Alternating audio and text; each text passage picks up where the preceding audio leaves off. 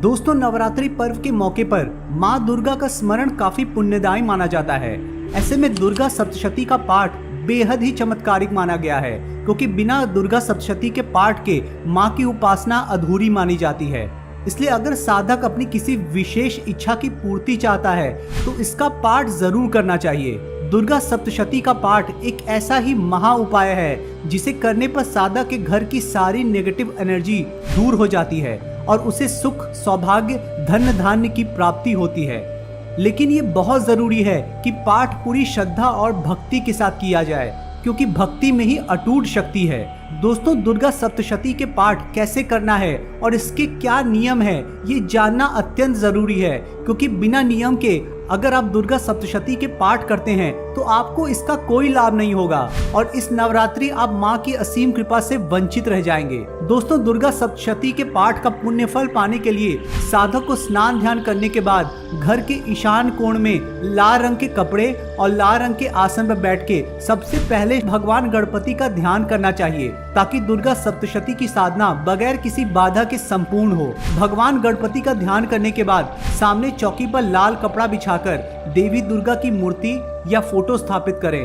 गंगा जल से पवित्र करने के बाद उस मूर्ति या फोटो की विधि विधान से पूजा करें। श्रद्धा के साथ घी के दीपक जलाएं और रोली, कुमकुम, अक्षत और पुष्प माँ को अर्पित करें और पूरी श्रद्धा एवं विश्वास के साथ दुर्गा सप्तशती का पाठ आरंभ करें।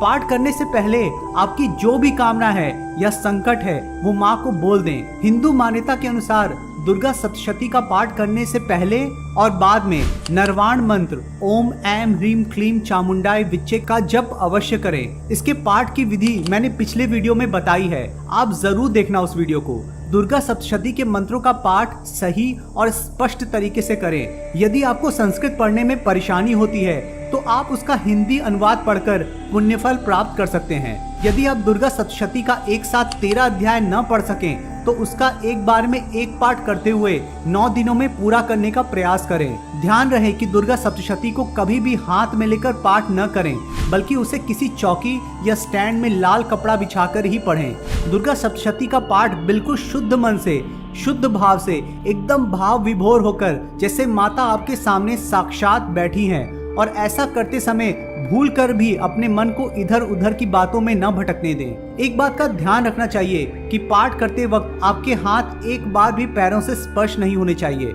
यदि आपसे इस पाठ को करते समय जाने अनजाने गलती हो जाए तो आप उसके लिए पाठ समाप्ति के बाद माँ से क्षमा याचना अवश्य करें। श्री दुर्गा सप्तशती के पाठ के दौरान किसी भी अध्याय को अधूरा न छोड़ें। दुर्गा सप्तशती के पाठ में 3 चरित्र यानी 3 खंड होते हैं। ये 3 है प्रथम चरित्र, मध्य चरित्र और उत्तम चरित्र। सप्तशती के प्रथम, मध्यम और उत्तम चरित्र का क्रम से पाठ करने से सभी मनोकामनाएं पूर्ण होती हैं। इसे महाविद्या क्रम कहते हैं।